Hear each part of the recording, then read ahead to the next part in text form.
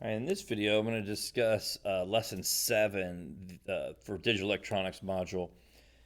And this is the XOR and XNOR. They're both on the same lesson.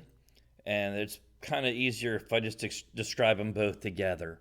So with XOR and XNOR, it's going to be similar. We see the word OR in there. So it's going to be very similar to our OR with a couple of slight differences. If you remember correctly, in an OR logic, I needed to have two or more inputs. In an XOR and an XNOR, I can have two and only two inputs. Okay, so it's not two or more, it's only two inputs. So with that in mind, we're going to go ahead and we're going to start with the truth table on this. My inputs are going to be A and B. So I'm going to have input A, input B, and output F. And so I'm only going to be able to have my scenarios of 0, 0, 0, 1, 1, 0, and 1, 1. So just like the OR circuit, which if you remember the OR, that was with my two inputs. If I energize either one of the two switches, I would have a high output. In this case, like I said, it's very similar. The X means exclusive. So this is an exclusive OR.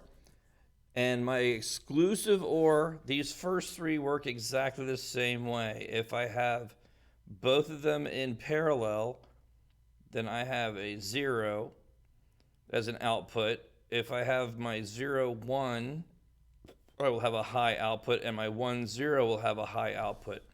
Here's where it gets different with an exclusive OR. With my exclusive OR, only one of my outputs, only one of my inputs can be high in order for me to get a high output.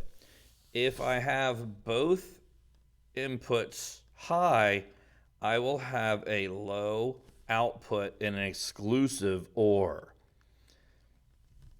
Just like everything else, when I attach that N to it, it's going to invert that. So now when I go to my exclusive NOR, that is going to now just go ahead and change my output. So in this case where I had an output of 0, I'll have a 1. These are both zeros, and this is a 1. All right, so how does this look to us in electrical jargon? How this works for us theoretically, because I've been showing you guys with my push buttons, and I'll do the same thing here. So my exclusive OR is going to have input A and input B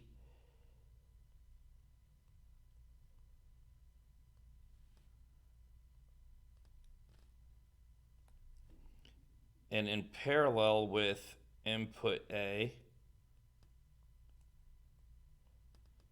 and input B.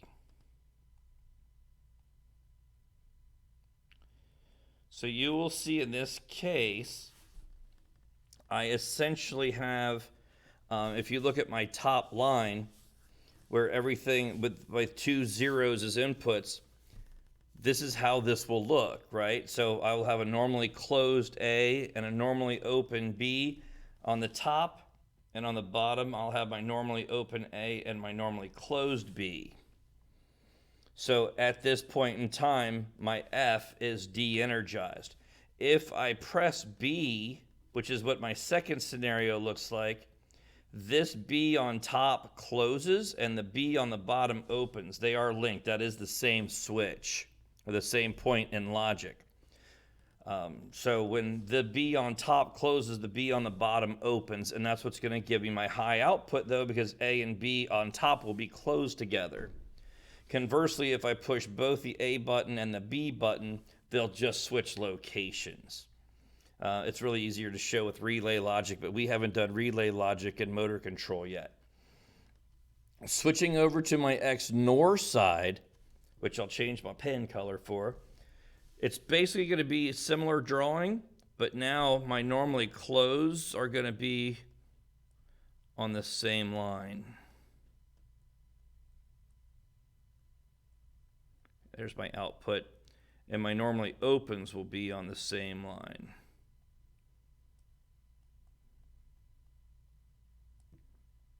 Oops.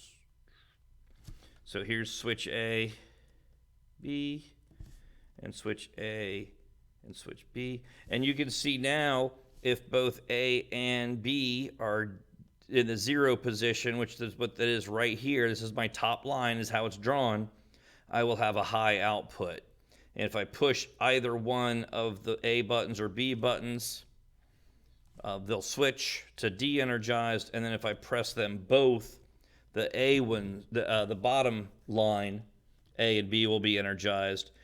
What causes my output to energize, where my top line will be both open.